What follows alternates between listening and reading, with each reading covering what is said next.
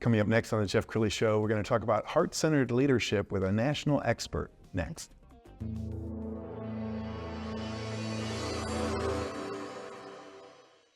Many are predicting that the worst is yet to come, which is unfortunate, said one person here.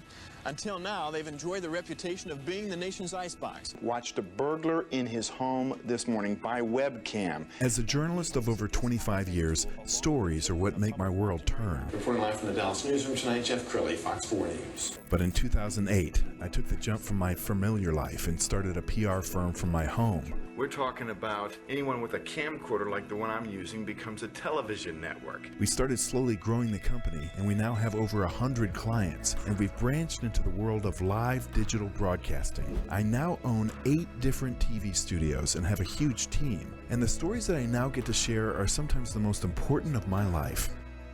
Life has a funny way of coming around full circle. This is the Jeff Crilly Show. Well, I'm excited about this episode because it's about heart-centered leadership, and I like to think that I lead with my heart. I call it a Thank God It's Monday company. The team all loves getting together and having lunch together and laughing, and the boss, I suppose, kind of sets the tone for the whole company. Somebody who knows that very well, Shaunna Black with Shaunna Black and Associates. Thanks for coming on the show. Oh, I'm excited too, Jeff. It's always fun to be with you. You make it very easy. Well, you're very kind, and I want to give you a chance to give your resume. You climbed your way up to the top of TI. Almost up to the top. But how many people reported to you? Well, I guess when I was running global divisions, it was about 1,500 worldwide. Sure. Yeah, we had sites in 24 countries. Which is amazing, and you are a heart-centered leader in an industry that's not known for that. Yeah, that's exactly correct. Yeah, it's technology tends to be very top-down, command and control. Still is very male energy, and still is very directive in most places.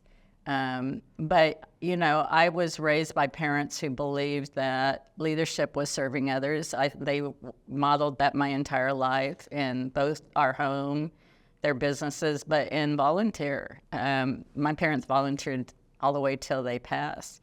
And then my first career was actually high school teaching. Wow. And so serving others was really reinforced in that career because you're really a teaching, coaching leader, and your job is in a school year to grow people's capacity to perform and have the life they want. And I really loved it.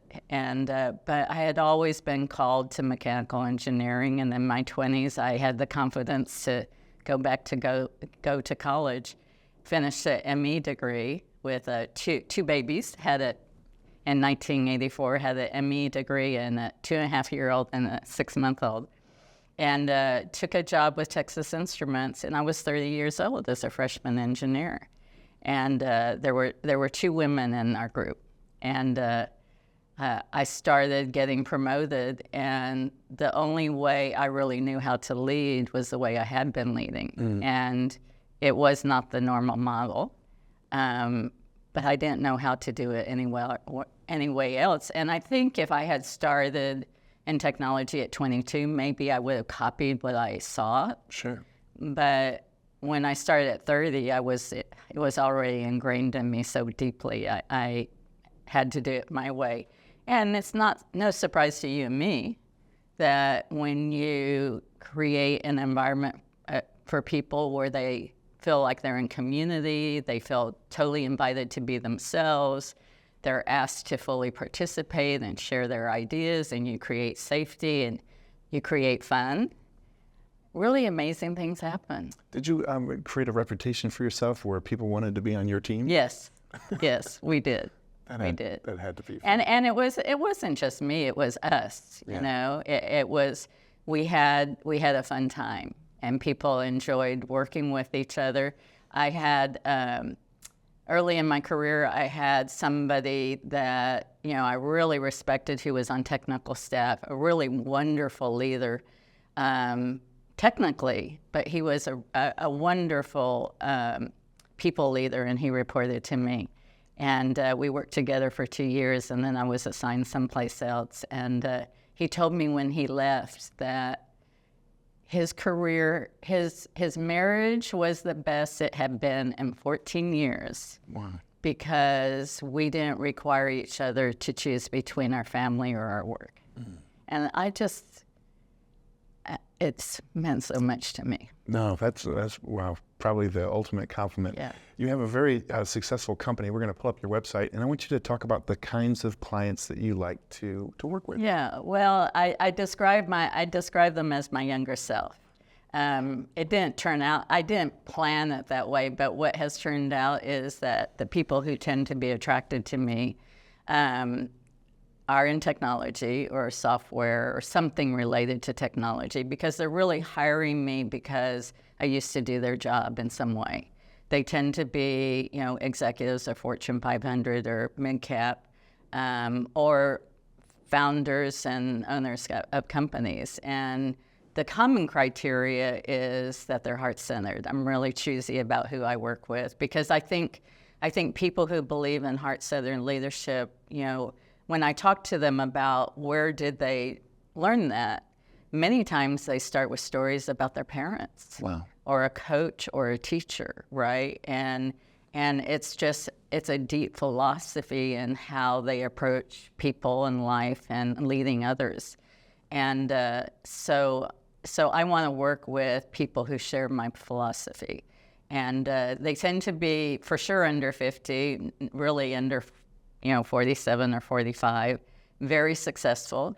But they really believe in coaching and mentoring and believe in learning from others. And so it's just joy to me. It never feels like work. It just feels like joy. Yes, and Shaunna does a lot of podcasting. In fact, she was in our studios not too long ago on somebody else's show. We're going to go ahead and pull that up.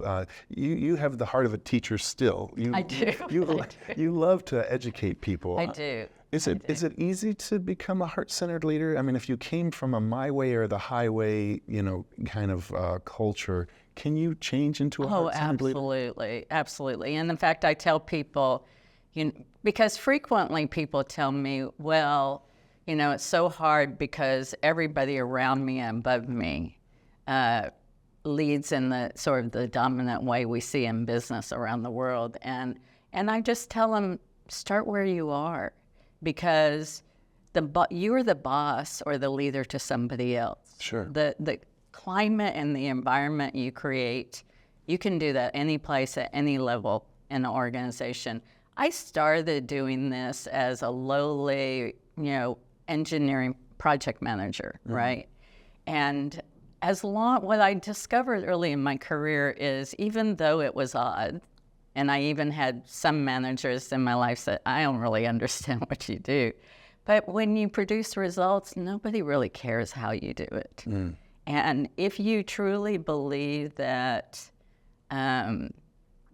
people who feel safe and included and welcome and invited to fully participate and fully express who they are in their uniquely beautiful selves that we all are, create more outstanding results, what do you have to lose? Yes. And for me, early in my career, my answer was, I would not be happy doing it any other way. And I really wanted to be happy at work. That fun is a real high priority for me. It's a high value. And I knew I would not be happy doing it any other way. And so I just started. And when I started early, I was so lowly in the organization, nobody really noticed how I did it, except the people that I worked with. As I got higher and people saw my approach more, honestly, it was early on sort of question on a big project, will this really work? And luckily, I had leaders I reported to who said to me, do it your way, you'll be fine. And they supported me, and they created a nurturing environment for me to take that risk. And sure enough, we produced results. So, start wherever you are. I love it. She's also a very popular speaker. We've got some video of you speaking a few years ago. Talk about the kinds of groups that you love to speak to, and what is your message? So I just talked to Conscious Capitalism chapter of Dallas, and again, my message tends to be heart-centered leadership, and a lot of different ways of applying it.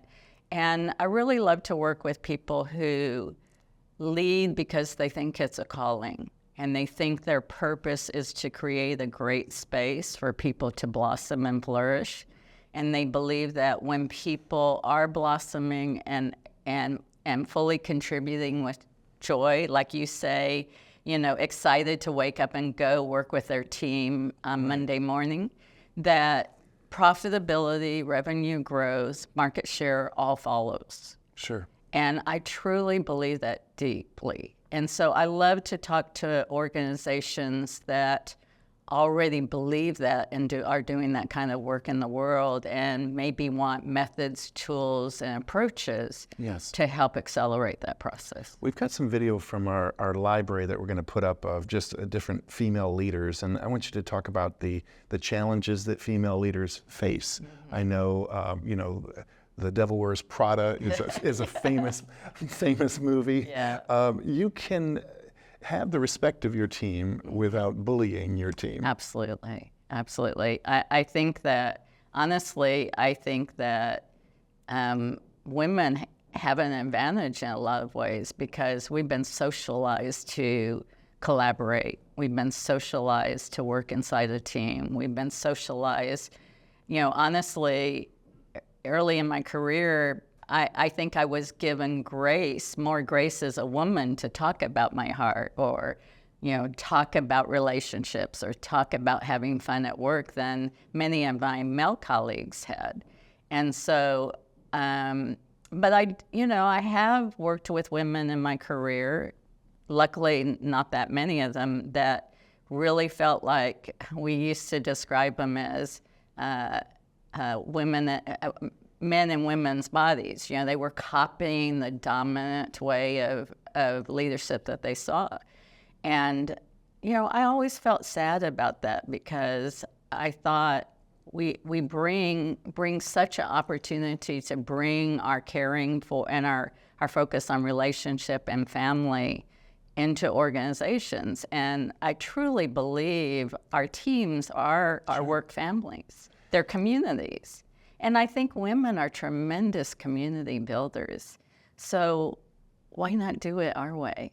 And I think your message couldn't be more timely because, you know, we're living in an age of quiet quitting and rage applying. And it just seems like most employees are disengaged. Yeah. So maybe in the last few minutes, talk directly into the camera to that leader out there who may want to look in the mirror and change their style. Right. So there's a saying, it's attributed to Teddy Roosevelt, and I don't know if it's true, but there's a saying that people don't care about what you know until they know that you care. And I like to say that leadership is about being a master garden. We're all uniquely beautiful human beings. There's nobody else like Jeff on the planet with his unique DNA, his strengths, his talents, his family background, his unique experiences. He's a treasure. And he can either be planted in nurturing, supportive soil, where he can blossom and contribute fully, or he can go to work or live in a desert. And I guess the question is, where do you think he's going to contribute most to the success of your team and your organization and the community in which you live? Someone who can blossom in a garden that you've created, or somebody who runs away from the desert at 5 o'clock every night? Wow, that's profound.